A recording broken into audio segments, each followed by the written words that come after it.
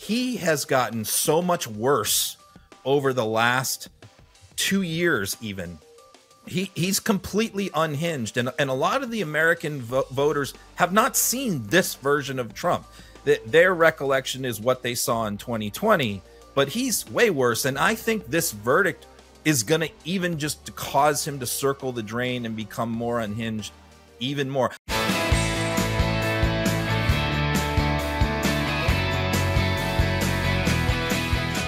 I was thinking about who else to have on the podcast today on this glorious day where Donald Trump has been convicted of 34 felony counts. And I was like, I need somebody that can do some grave dancing with me, who's been in the battle, who's been in the fight. And I also need somebody who can comment on the insane, deranged response from the MAGA right to this jury verdict. And the obvious answer to that is my buddy, Ron Flipkowski. Hey, Ron, what's going on, man? Hey. Thanks for the invite. Appreciate it. Yeah, I'm pumped. I love to have dancing you on graves. I'm pumped to have you back. We're gonna have a moment right now for people that don't know. So Ron is editor-in-chief at Midas Touch. So I'm sure some of you guys know that, MidasTouch.com. He is co-host of Uncovered. He's an attorney himself, Marine, former federal and state prosecutor. But for anybody who listened to my interview with him on the Next Level podcast, maybe last year, and knows our backstory, you know that Ron's most affectionate and important title is the Kelly Clarkson of the RVAT campaign.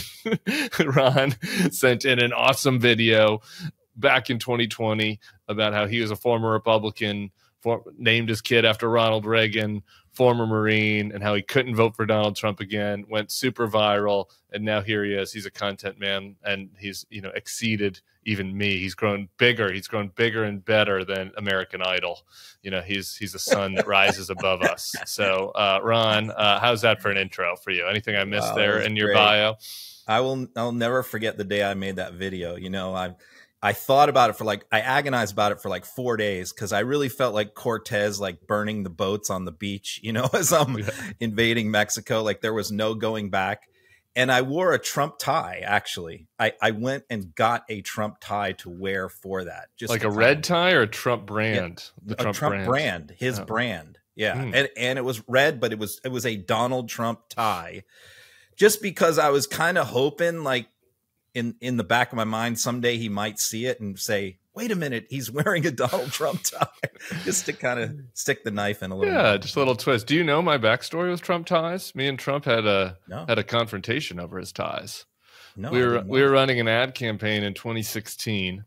Back when I was in that Never Trump PAC. It was called Our Principles PAC. Turned out everybody part of Our Principles PAC, except for me and my friend Katie Packer, ended up supporting Trump in the general election. So, the principles were pretty wishy-washy. We've learned about the Republican consultant class. But anyway, we were running an ad about how Trump manufactured all his products overseas, right? Because, this is his whole thing is America first, blah, blah, blah. And I happened to encounter him in a debate spin room right as the ad was going up. And I went to grab his tie and I was like, can we see where this was made? Where was your tie made? And then Trump obviously recognizes me from TV because all he does is watch TV and golf. And so he starts shouting at me about Jeb. Anyway, the video is out there. This is a gettable video from the before times. Ron, you've been monitoring this just day in, day out in the fever swamps. I guess my main question for you first is actually, I have two questions for you. First, how does this make you feel, the result? How did it feel? How did you feel yesterday? And then secondly, how do you think it's making the Trump inner circle feel right now, since you monitor their social media feeds closer than anybody? How it made me feel is almost identical to how I felt the night after the 2020 election. Honestly, when everybody is celebrating was saying it's over now, and I was just then I remember vividly then going, oh no, this is far from over. He is never going to concede. He's never going to, go away. We're going to have to drag him out of the White House kicking and screaming. And then he's not done. And I sort of feel the same way now. This is that was a big step towards eradicating this person from American culture and American political life, but it wasn't the final step. And I sort of feel this is again another step, but far from the end. And are you at least buoyed? Do you at least have a skip in your step today? Oh yeah. Because think about the alternative. If he's found not guilty or a hung jury, this is a completely different feeling, right? I mean, they're beating their chest, they're celebrating, they're saying they're vindicated, and it would be bad, you know, and it was all rigged, and he defeated the rigged Democrats, you know. So yes, I mean, clear. It's more relief though to me than celebration, you know, elation.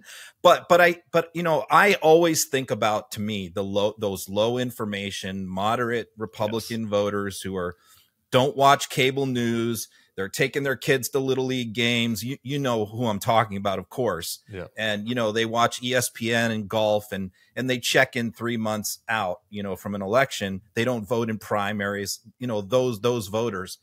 And I truly believe this will impact them. I really do. Same. I do too. People, and this is across the board. It's not just the Republicans. It's in the Biden coalition. I actually think about those voters more. Black and Latino voters, young voters. And I'm not talking about the young voters who are on Columbia campus. I'm talking about the young voters who just aren't paying attention that much, you know, and are on TikTok and are just living their lives, going to keg parties, you know, vaping, whatever the teens are doing these days, you know. And this is going to break through to them, right? Yes, the former Republicans are people, but also the people in the Democratic coalition who they aren't psyched about Joe Biden for whatever reason. Could be his age, could be inflation, could be whatever. They're not psyched about him, and but their minds haven't been focused. You know, their minds haven't been focused on the choice, and this guilty verdict is going to be something that will break through to them. And I think the other thing that we're going to talk about, the insane reaction from Republicans, is also going to be something that breaks through. So I think that it's very politically significant, in addition to being a righteous adjudication of justice. Well, I guess really quick before we get to the Trump family reaction, what, you know, you have a legal background. What is your take on this? I mean, there are, you know, most people, I think, have, you know, underestimated Alvin Bragg. We talked about this a little bit with Ben Wittes and the strength of this case. There's still, though, today, you know, so there's a New York Magazine piece today that said they're still kind of saying they think the case was kind of weak. What was your assessment as a former prosecutor of the strength of the case? I mean, it was a creative case. You know, it certainly was, and how they put it together. But I read the transcript every single day of the whole trial. So I really was pretty plugged in, and I was just so impressed by the corroboration. You know, I went into the trial very nervous about Michael Cohen. You know, I think we all did. Same. Because look, I've seen Cohen interviews before, read excerpts from his book, and he's a different case than a Lev Parnas. He never completely accepted responsibility. And I never saw him as a victim of Donald Trump. I saw him as a co-conspirator, but he always portrayed himself that way. And I thought, if he does this on the witness stand, he's going to be a disaster. Mm-hmm. But he was so well prepared, and he did not do that. He was incredibly disciplined. They tried to bait him so many times, and he never did. But he never took the bait. But the masterful job with the prosecution is everything he said, they backed it up with a document, a text message, an email, another witness. So the case really didn't rely on his credibility or Stormy Daniels' credibility. It was largely a documents case, and who really sunk him was, you know, his own people, his comptroller, the documentary evidence, the handwritten notes from his CFO, Alan Weisselberg.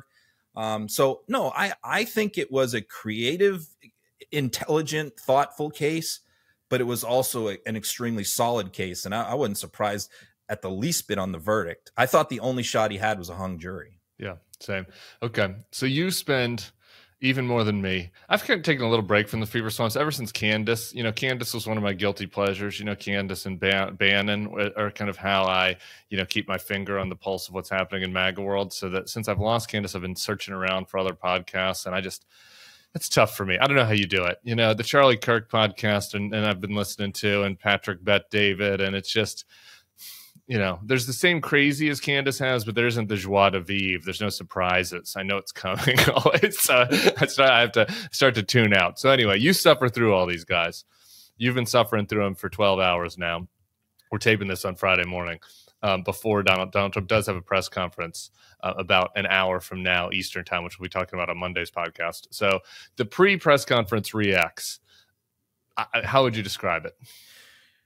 Oh, completely unhinged. I watched a bunch while I'm a little bleary-eyed. I was up really late watching Donald Trump Jr. and Kim Guilfoyle and all of them because that's sort of that's what I do. What you described is there were already people that cover right-wing media that monitor Fox and Newsmax, but I really dove into their whole podcast ecosystem, which is very important because some of these people have millions of viewers that watch their stuff, hundreds of thousands, certainly.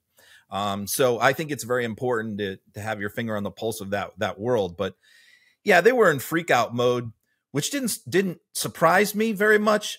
I guess, what I always looked to was what is going to be the reaction of, the normies, the Mitch McConnells, the Lindsey Grahams, those kind of people. I was really looking towards Mike Johnson. I don't know that you would call him a normie, but I guess the most I was hoping for them, Ron DeSantis, was silence. I was sort of hoping that they would say nothing. And I thought that was the best we could hope for. But no, they went all in, all of them. The only one who didn't was Larry Hogan, who's already won his primary and is running in a blue state. Yeah, the Larry Hogan case is very, I want to get back to the Trump family, but we'll take a quick detour through the Larry Hogan situation because I think it's very telling. And I would like to have Governor Hogan on this podcast. I've been trying to get him. I think we could have an interesting conversation about this because I think his response is telling about how somebody like him even navigates this world these days. He writes, regardless of the result, I urge all Americans to respect the verdict and the legal process. At this dangerously divided moment in our history, all leaders, regardless of party, must not pour fuel on the fire with more toxic partisanship. We must reaffirm what has made this nation great, the rule of law. A great statement. He didn't even really attack Trump. We should respect the rule of law, respect the process. Trust the process, as they say in Philly. Chris LaCivita, campaign manager for Donald Trump, responds to that. Quote tweet, "You just ended your campaign."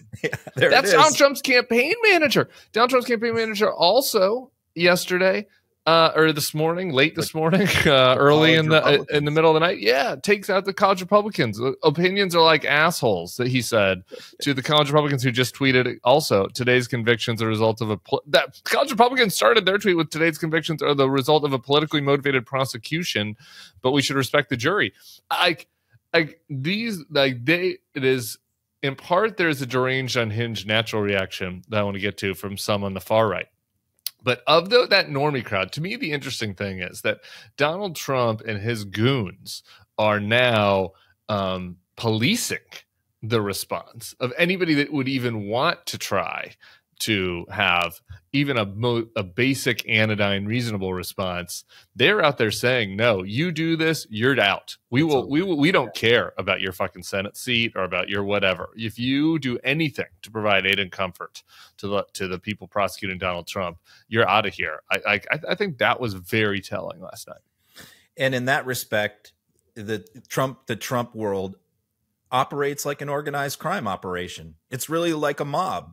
If you can't, in the mob, if you step out of line, in any way, that's it. You're whacked. You're out. And there's no leaving the family, right? It's only two ways you leave the family. In prison or in a box. Yeah. Right. Or in hiding. Maybe in hiding. There are a few of them that are in hiding. Yeah. Right. Yeah. And that's the Republican Party right now. They're at this point, if you're still in with Trump, you don't get out. You can't get out freely and easily. You have to just leave the space like Kinzinger or Cheney. So I guess I'm trying to think who's in witness protection. I guess you got Mike Pence in witness protection. Did Mike say anything yesterday? This occurs to me. Let me pull this up right now. Nothing. His last comment from Mike Pence was about his trip to the southern border. 15 hours ago. Okay. Nothing from Pence. So, here's the other thing, because I think talking about the press conference, Biden recently added a new line to his stump speech, and he's used it twice, so it wasn't a one-off, which is the line is something snapped in Donald Trump after he lost the election. Yeah. And he's going with the mentally unfit area that I wish the media would do more, mainstream, which is to question his mental fitness and his sanity. Because if you've watched as much Trump as I have, and I've watched every public utterance that he's made in the last 4 years, he has gotten so much worse over the last 2 years even. He's completely unhinged. And a lot of the American voters have not seen this version of Trump.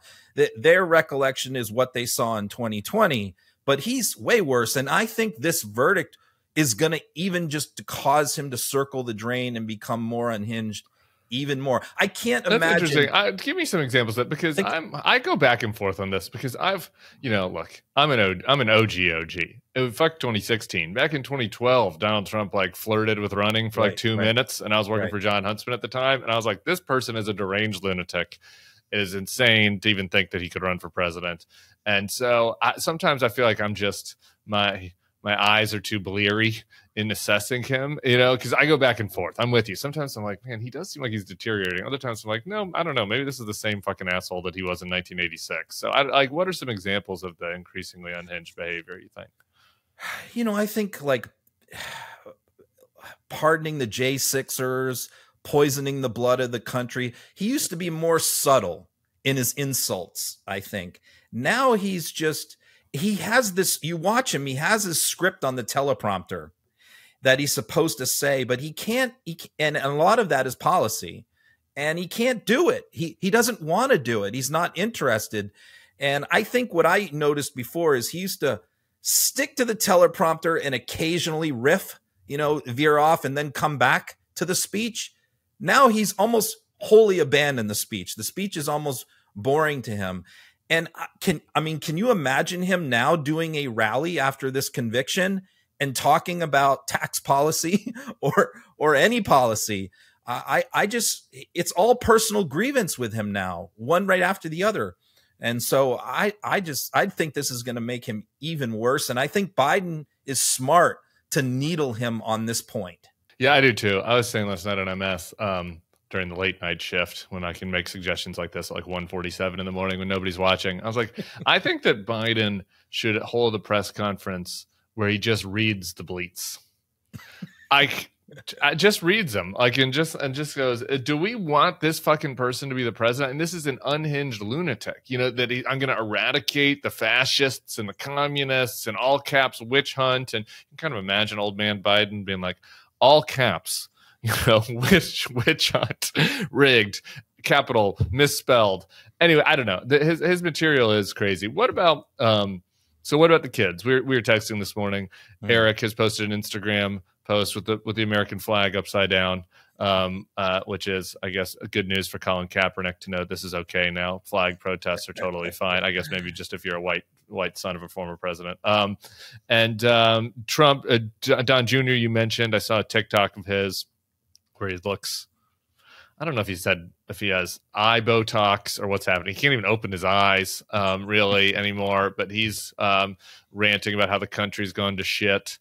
The people in that inner circle around Trump, they seem very radicalized by all this. I don't know what your assessment is watching their material. Honestly, I was expecting to get from him, from those people, hey, we expected this. This is no big deal. Yeah. It's all Democrats. Move on. But that's really not their reaction. Their reaction is really over the top in terms of anger, despair, fury.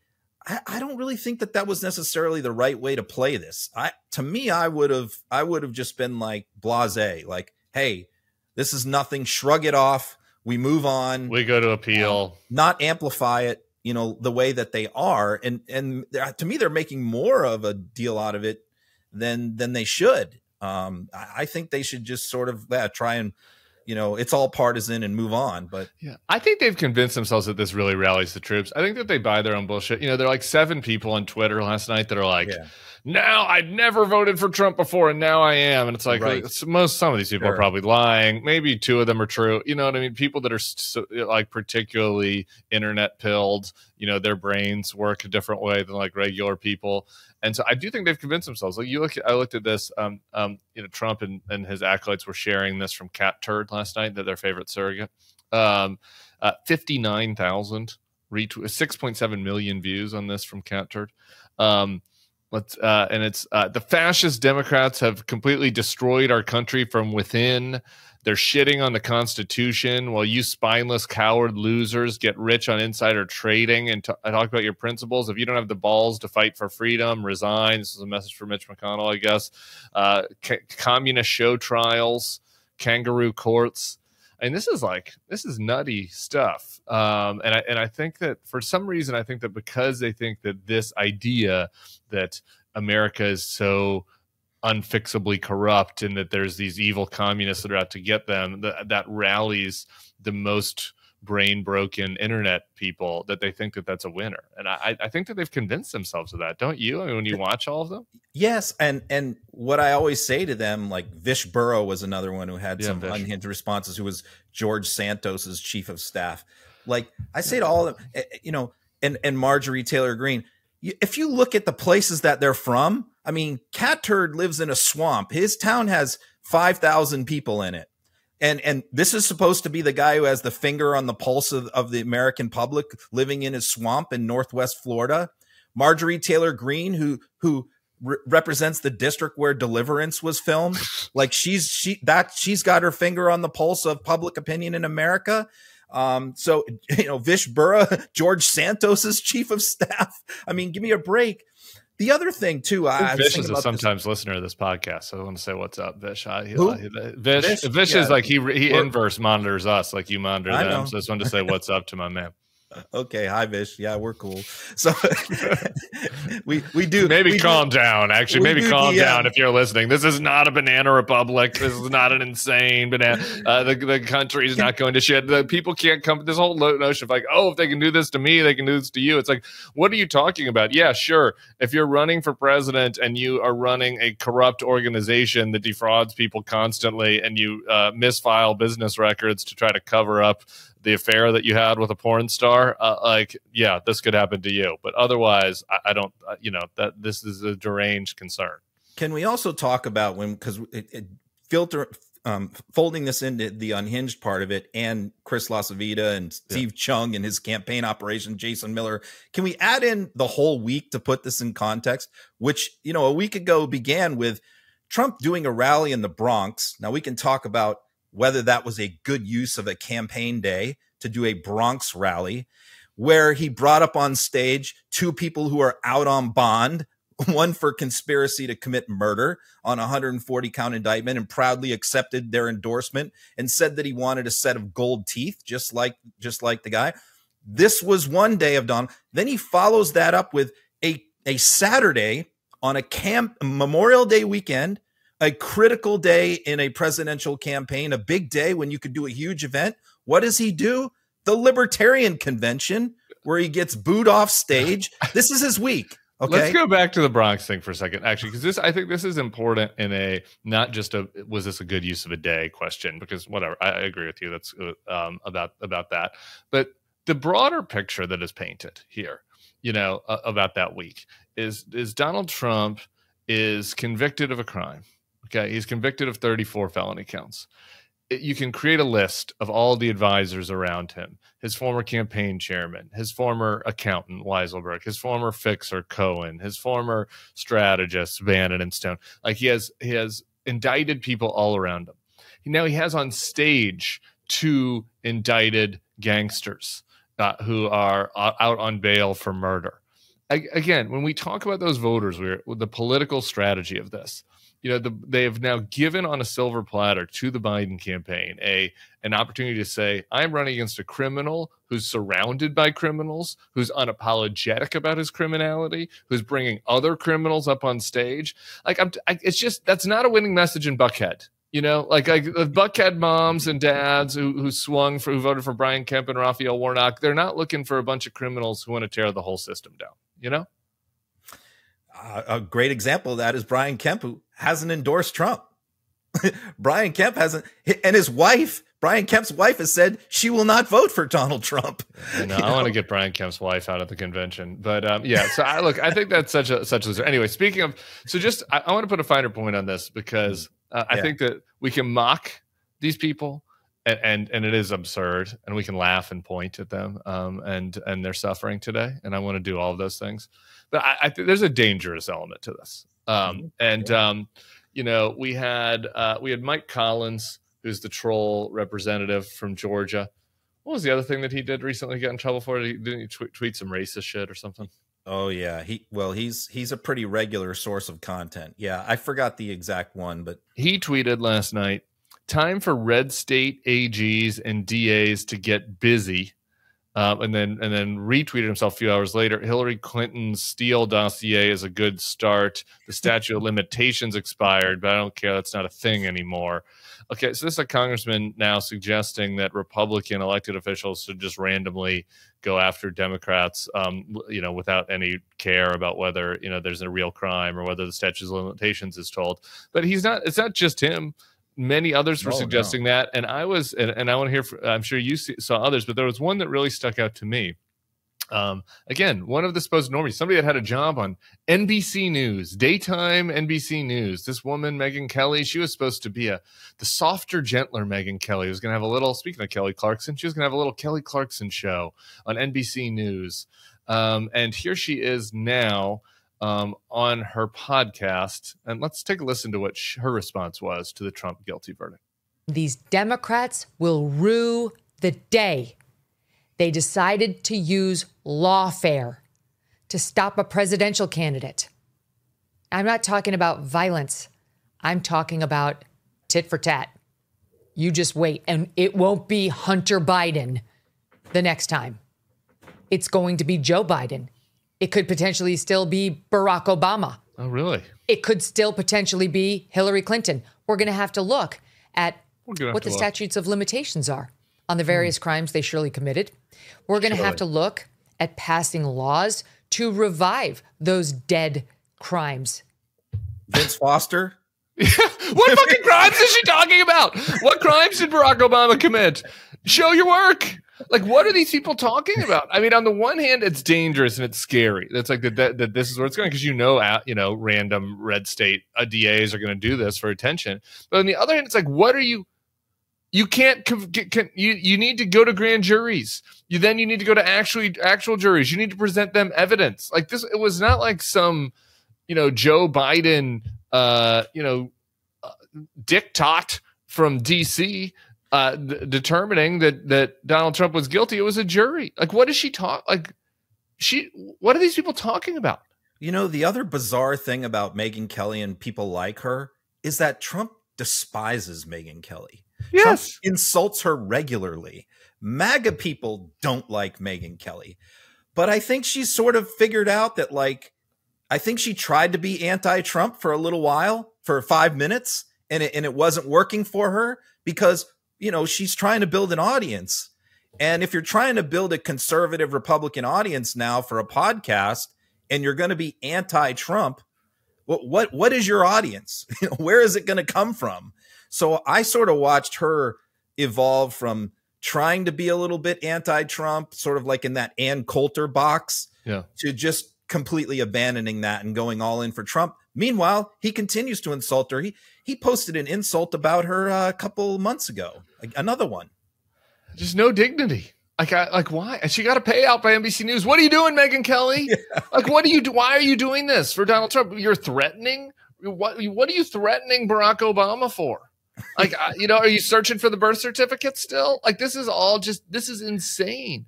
Here's the Federalist, Sean Davis, head of the Federalist now. Well-read outlet. Insane outlet, but well-read on the right. In 2024, I want to see lists of which Democrat officials are going to be put in prison. This is what Andrew Egger is writing about in today's Morning Shots newsletter for the Bulwark.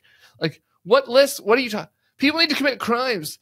What are these people talking about how the system of justice is totally broken? The Biden DOJ is currently indicting his own son, who's about to go to trial. Yeah, who's about to go to trial next week. Bob Menendez, a Democratic senator from New Jersey. The congressman from Texas, Democratic congressman from Texas, Well, that's the list of which Democratic officials are being indicted. They're being indicted by the Biden Justice Department. But yet, no, it doesn't seem like any of this matters. They need to construct Megyn Kelly and Sean Davis and Mike Collins and Mike Johnson, the Speaker of the House, need to construct this fantasy where the Democrats are just out there randomly putting people in jail for committing crimes because they did wrongthink. When in reality, all they're doing is convicting a guy who's a career fraudster who was convicted for business fraud before he was even in politics for his fake university. Yeah. And you're right. It's very common. I mean, you see this across the board where in many places where they call for, the DAs to prosecute people. The guy I'm watching is Ken Paxton because, he'll do just about anything. He'll do any criminality. If there's going to be a state DA that's going to do something crazy, it'll be him or it'll be the Bailey guy in Missouri who's also talking crazy right now, saying some crazy things. So I wouldn't put it past one of these knuckleheads to try something like that. Me neither. On the one hand, I'm just of two minds of it. On the one hand, I'm kind of like, bring it. Okay. Yeah. Okay, Ken Paxton. Try to indict Joe Biden. See how it goes. It'll look like the stupid fucking impeachment kangaroo court that Jim Comer was running, right. Where they don't have anything. They don't have anything. They wanted to impeach him the whole time. They don't have anything to impeach him over. So go ahead. If you have documents where Joe Biden committed business fraud, then go ahead, indict him. But they don't, so on the one hand, I think that. On the other hand, I know that Megyn Kelly said, "Oh, I don't mean violence," but you just think about what it means for the fabric of our society. If you have 30%, 40% of the country that has decided that the system is out to get them, that it doesn't work, that there's just some communists and fascists that are taking over the country and they are, taking away everything that they hold dear, and it doesn't matter anymore. It's a banana Republican. It's a kangaroo court. What do you think that means for society? How do you think people are going to react to that? I mean, you live in this world. You see the comments that are going by on the Rumble screen when these guys are talking. I mean, how concerned are you about just the radicalization that these folks are responsible for? Well, look, these people told me for months, I listened to them say that if Donald Trump is convicted, that there's going to be riots in the streets, right? There's going to be this mass uprising of people. Well, where is it? Where's the protests? And what I've said is, look, a lot of these people are big talkers, but they saw the January 6th prosecutions and the way DOJ prosecuted every single one of those people who went in that building. Whether it was a minor crime or a major crime, really sent a shot across the bow of these nutcases because they bring that up all the time about, hey, we need to go do this. And then they're like, well, wait a minute, hold on. A lot of our people are still in prison right now from the last time we answered the call. So I think if there's anything, it's going to be an isolated incident. It's going to be an isolated act of violence, but there's not going to be anything like an organized uprising again from these people. I don't think. Really? But now, if he goes to jail, that would be a different bar. And I think he might go to jail. I thought it was like I've been hearing from several. I mean, George Conway said this on the Longwell Conway podcast. Even some people on Fox were saying this last night. Had some friends that are adjacent to the DA's office and people involved there. Like his behavior. And it's hard to predict, but he might actually go to jail. And it's 4 days before the convention. It is. The judge is not supposed to factor in the fact that Donald Trump has been personally attacking him and his family for months. Yeah, that's not supposed to be an aggravating factor here. But how can it not affect him in some way? How do you put that aside? It's got to be very difficult, for him to do that. But there are aggravating factors in terms of when you're trying to decide whether a jail sentence is appropriate. And one of those is all of his gag order violations, and he's certainly not going to do what most criminal defendants do at their sentencing hearings, which is come in and express remorse, and apologize. That's not going to happen. All right, brother. I want to give the final word to somebody from a podcast from earlier this week, David Frum. Great. One of my favorite guests. Frum tweets this: I'm sick and tired of these goddamn anti-American hippies attacking the justice system, comparing this country to foreign dictatorships, vilifying the FBI, and flying the American flag upside down. those are the most effective things when you use their own stuff against them. Amen. I totally agree with that. And we former Republicans do that, I think, better than anybody. You know? I agree. I appreciate all the work you're doing out there, man. You're doing the Lord's work. If you people aren't following him, it's Ron Flipkowski on X. He's editor-in-chief at MeidasTouch.com right now. We will continue to be talking between now and November. Enjoy it. I understand that you're steeling yourself for a continued battle. This is not the final front, but enjoy it. Enjoy your weekend. I appreciate you very much, and hope to see you soon. Okay. Thanks, Tim.